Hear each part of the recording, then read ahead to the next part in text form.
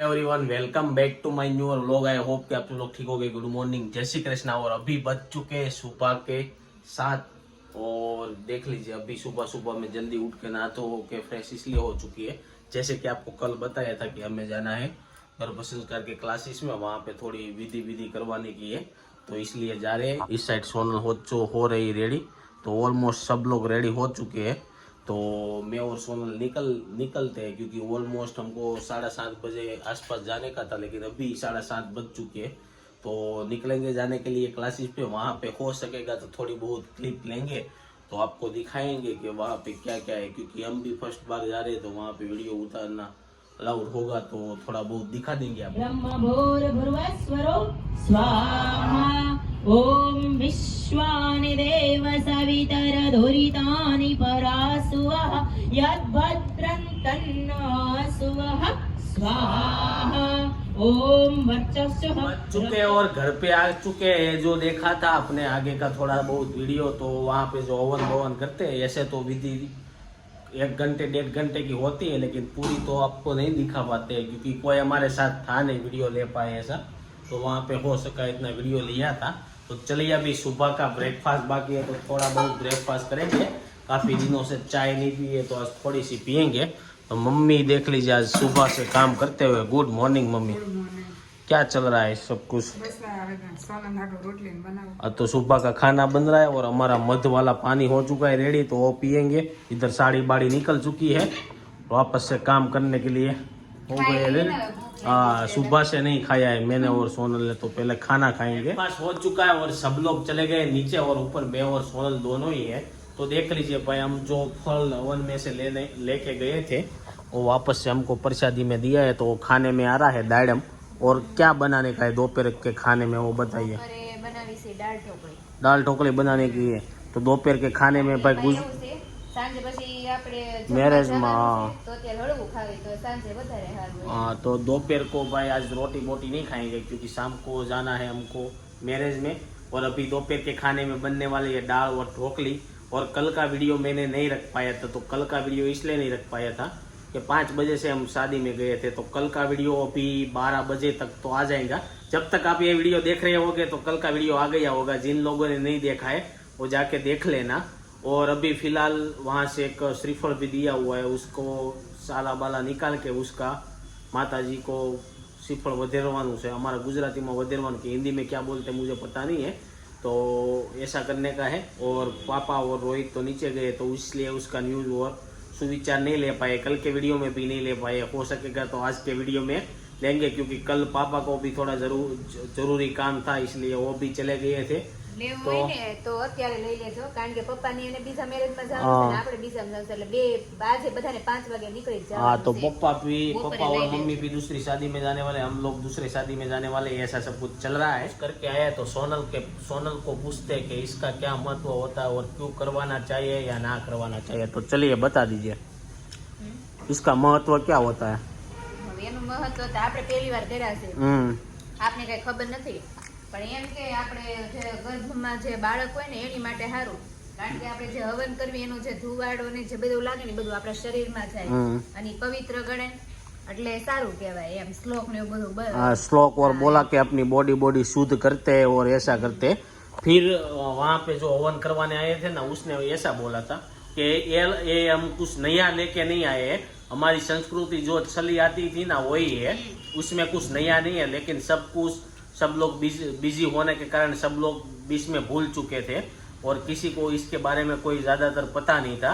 इसलिए जमाने में राजा और ऐसे सब कुछ थे, राजाशाही जो लोग थे, ब्राह्मण थे, ऋषि थे, वो सब लोग पुत्र को प्राप्ति के लिए ऐसे पहले हवन भवन करते थे। और आने वाली भविष्य की जो भी बच्चा हो वो दिव्य आत्मा हो, अच्छा कर्म करे, ऐसा कुछ होने के लिए पहले से कर्मकांड करने का जरूरी होता है। तो माता सीता ने जैसे जितने बड़े बड़े लोग हो गए ना, सभी महिलाओं पहले करती थी, लेकिन बीच में किसी के पास टाइम नहीं होता था तो भूल गए थे, तो वो ही हम वापस लेके आए ऐसा बोल रहे थे। तो बोलिए क्या बोलना चाहते थे आप। એના લોકોને શું હતું, थोड़ा जोर से बोलने का। દાડમ ખાવશું ખાતે બોલશું એટલે આપણે મમ્મીની લોકો બધા ગામડે હતા તો જમીનમાં એ લોકો બધા એટલા હસવે ગયા ને કોઈને કઈ એવો ટાઈમ જ નહોતો કરવાનો, ઘરે બેઠા જે થાય એ બધું કરતા। અને અત્યારનું જનરેશન પાછી પેલાની પરંપरा हाँ, છે, બધી परंपरा अपनावी वापस आ गई અત્યારે, और काफी सारी चीज पहला की आने ही लगी है जैसे कि भारत में गाड़ी और सब लोग बलद गाड़ू लेते हैं। फिर अभी शादी में भी सब लोग धोती और टोपी ऐसा सब कुछ पहनते थे, तो पहले की संस्कृति वापस अपनाने में आ रही है। तो પહેરવેશ માં પણ આવી ગઈ। पहनने में भी आ चुका है कि भाई जो वाना रस्म और ऐसा सब कुछ करते हैं, तो पहले के ज़माने के कपड़े बपड़े पहनते हैं, तो ये अच्छी बात है, ऐसा होना ही चाहिए। उसी की बात पे टाका हमारा चलका गया है, तो बंद करने के लिए नीचे जाना पड़ेगा। तो चलिए गाइस, अभी सब लोगों को मिलेंगे दोपहर के खाने के टाइम पे। दोपहर के बज चुके हैं 12:30 और आज संडे का दिन है, तो जल्दी खाने का बन गया है। तो खाने में सिर्फ दाल ढोकली बनाई हुई है, तो सब लोग दाल ढोकली खाने के लिए बैठ गए। मम्मी ने दाल ढोकली में सेवड़ा डाला है, देख लीजिए। सेवड़ा और दाल ढोकली कैसे खाएंगे। इधर भी दाल ढोकली में सेवड़ा आया है, और पापा 2 दिन से सुविचार की गुल्ली मार रहे हैं। 2 दिन से क्यों गुल्ली मार रहे हो पापा, ऐसा है। तो चलिए पापा का सुविचार, हाँ कल तो शादी में सब लोग गए थे, तो अभी ले लेते हैं, इसलिए 5 बजे फ्री हो जाएंगे ना सब लोग। तो चलिए फटाफट से दाल ढोकली खाते हैं। और चलिए पापा का सुविचार ले लेते हैं। तो चलिए बता दीजिए कि आज का सुविचार क्या है। આજનો સુવિચાર એવો છે हाँ કે આપણે ભગવાન પાસે દુઃખ જ માંગવાનું થાય કે દુઃખ માંગવાથી ભગવાનને આપણે યાદ રહે। એવી સ્ત્રી એવી એક જ સ્ત્રી એવી હતી, કુમતા માતા।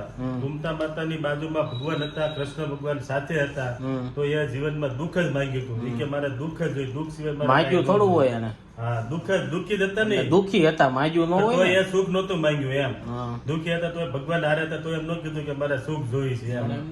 તો કે દુઃખમાં દુઃખી તમે હો ને તો જ તમે ભગવાનને યાદ કરી શકો। એ વાત સાચી, પણ ત્યારે એવું બને કે નહીં, તો હવે બધાને ખબર છે કૃષ્ણ ભગવાન જ ભગવાન હતા, ત્યારે એ લોકોને ખબર ય ન હોય ને કે આ ભગવાન છે। નહીં એને ખબર હતી કઈ રીતે ખબર હતી? કે આ ભગવાન જ છે, ઈશ્વરનું સ્વરૂપ છે એમ। એવું થોડું છે ને, અત્યારે તમે શું હોય મારા માટે ભગવાન જ હોય, મને થોડી ખબર તમે ભગવાન શું હોય। નહીં એ તો એ પાત્ર બનવું પડે છે। આપણે એમને બધાને પછી ખબર પડે કે આ ભગવાન હતા, ભગવાન હોય ત્યારે ખબર ન હોય કોઈને। એટલે પણ જીવનમાં કુમતામાં તે એવું જ માંગ્યું હતું કે કારણ કે ભગવાન તો કૃષ્ણ ભગવાન જે આપવું એ આપીએ કેમ હતા, કારણ કે એ તો રાજા હતા બરાબર, તો એમ ન કીધું કે મારે આ જોઈ છે એમ, कि हमारा दुख जो है दुख में के। तो चलिए ये पापा का सुविचार था। पापा का कहने का मीनिंग ये थे कि भाई दुख होता है ना तभी सब लोग भगवान को पूजने के लिए याद करने के लिए जाते हैं, सुख में कोई जाते नहीं है। तो हमें भगवान के पास तो अभी आप लोग कोई दुख सहन कर सकते हैं ऐसा नहीं है, इसलिए आप लोगों को क्या करने का है कि हर रोज भगवान के सारे कर्म करने के, भगवान का भजन और सब कुछ करना है।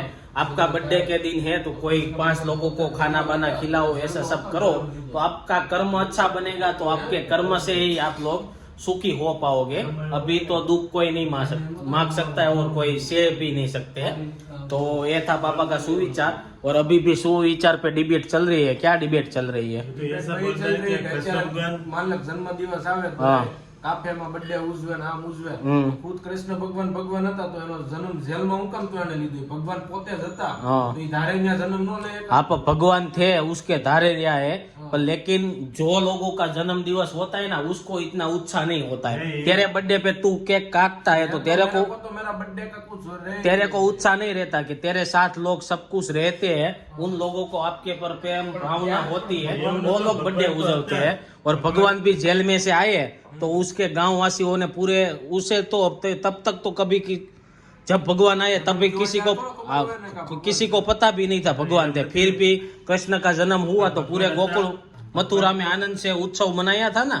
એ આ કાંઈ સમજાય નહીં, નહીં સમજાય છે એ ભગવાન હતા પણ મનુષ્ય અવતાર લીધો, મનુષ્ય અવતાર લે એટલે કર્મ લાગે, કર્મની સાથે ભગવાનને ના જેલમાં જન્મ લેવો પડ્યો, કારણ કે કર્મ છે ને ભગવાનને છોડે નહીં। वो उसकी पूरी हिस्ट्री समझनी पड़ती है, उसको कहीं पे મનુષ્ય कुछ ना અવતાર कुछ। લીધો એટલે કર્મને છોડે। हाँ, तो ये था पापा का सुविचार। વધારે ट्रिप में नहीं जाएगी तो आप लोगों को भी पता नहीं चलेगा, हमको तो कुछ पता नहीं चल रहा है। तो चलिए अभी खाना बाना हो चुका है, अभी मिलेंगे आपको दोपहर के बाद।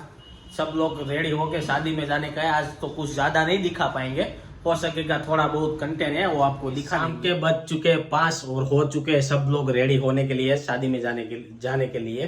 तो मम्मी और पापा भी दूसरी जगह पे गए हैं और हम भी दूसरी जगह पे गए हैं, और सुबह जहाँ से व्लॉग स्टार्ट कर रहे थे वही रूम में आज मुझे लग रहा है ये व्लॉग का एंड करना पड़ेगा। इस साइड देख लीजिए, सोनल हो चुकी है रेडी। क्या कर रही है? कहीं नहीं, नख रंगवाना बाकी હતા। तो नेल पॉलिश इनकी चल रही है।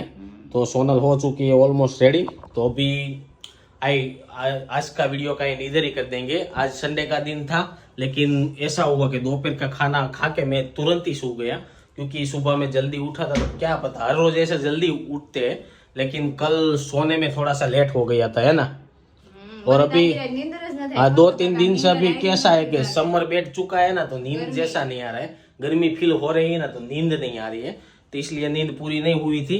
तो क्या हुआ, हाँ, तो दोपहर को मेरे को सोना पड़ा। तो आज के दिन आपको इतना ज्यादा तो कुछ नहीं दिखा पाए हैं।